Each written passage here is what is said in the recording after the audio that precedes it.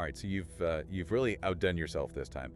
This stack of No Man's Sky wiki excerpts is impressive. Looks like someone is ready for a deep dive into this ever-evolving universe. I'd say so. There's so much to unpack here. And where better to begin than with the exosuit, right? Yeah. Every player's loyal companion, from their very first step onto a procedurally generated planet. It's true. It's more than just a suit in No Man's Sky. I mean, it's your lifeline out there, this vast and sometimes unforgiving universe. Right, like imagine it's like strapping yourself in for a camping trip, but instead of a tent, you get this high-tech exosuit. Exactly. And the wiki actually mentions that the starting technologies are a lot like your basic camping gear. Yeah, absolutely. Life support to keep you breathing right, especially in those toxic atmospheres that you find out there.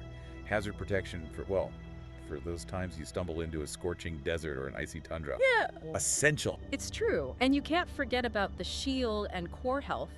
That system's really interesting because the game actually makes you think about both.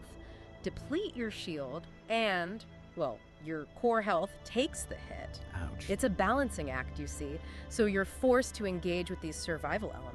Yeah, it makes you think twice about picking a fight with, some strange alien creature right off the bat. Exactly. Yeah. This is no walk in the park. Even with your high-tech suit, you're not invincible. Resource management is key, especially early on. Which reminds me, one of my absolute favorite exosuit features, I gotta say, the aeration membrane. Oh, yeah. It's like having a built-in scuba system, but instead of those clunky oxygen tanks, it recharges by, get this, interacting with alien plant life. How cool is that? It really speaks to how No Man's Sky blends technology with the natural world. Honestly. And the aeration membrane is just the tip of the iceberg, the upgrades you can unlock. Oh, don't even get me started on those upgrades. The wiki mentions jetpack upgrades that actually let you fly. Oh, yeah. Fly. Soaring over alien landscapes. And, for players like me who, let's just say I like to hoard resources, there's always inventory expansion. It's essential for any serious explorer. More inventory slots. You can carry more of the universe with you. But I will say, be warned, those late-game upgrades. Get pricey. Pricey doesn't even begin to cover it. Okay, how pricey are we talking exactly? Think a single cargo slot setting you back, 200,000 units. Whoa! That should tell you about the value of those rare elements. Okay, that's a lot of units. Even for a galactic tycoon wannabe like myself, when I picture No Man's Sky, it's not just those, amazing landscapes, it's the creatures. Oh, absolutely. They're out of this world. And the wiki pages you sent over, they're just teeming with them. Some of them are unbelievable. 8-meter-tall, spider-like creatures, you say. Giant sandworms. What is this, like a science fiction fever dream? It really is wild what they've done with the procedural generation. The algorithms are cranking out this incredible diversity in fauna. It's amazing. And what's remarkable is you've got players who've been exploring for years, right? Years. And they're still finding new and surprising creatures. I love that. It speaks volumes about this game's depth and complexity. It really does. I have to say, I love the way these wiki entries are written, the way they blend the scientific names. Right. With these wonderfully whimsical common names, like Thermomagus quagmire or Diplocephalus radiatus. Sounds like the developers had some fun with that. They must have a blast coming up with those.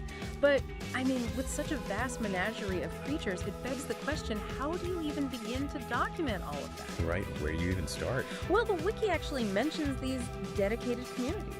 Players who have taken it upon themselves to catalog all their discoveries. Citizen scientists, I love it. There's even a list of, get this, the largest fauna by species. No way. Yeah. Is that how we found out about, our colossal spider friend? You got it. That's exactly right. Guilty as charged. Speaking of incredible creatures, though, there's one entry that really grabbed my attention, the Vile Brood. It's like something straight out of a horror movie. Oh, yeah. Tell me about it. You find these things called juicy grubs, and, if you're brave enough to crush them. You're in for a world of hurt. I think so. Let's just say, you better be ready for a fight. It's not pretty. You're essentially unleashing a boss fight with the Broodmother. Oh, wow. Anywhere, anytime. No way. It adds a whole other level of strategy to your exploration. Think about it. Do you use this knowledge, right?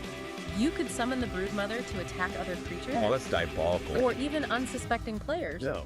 Or do you steer clear?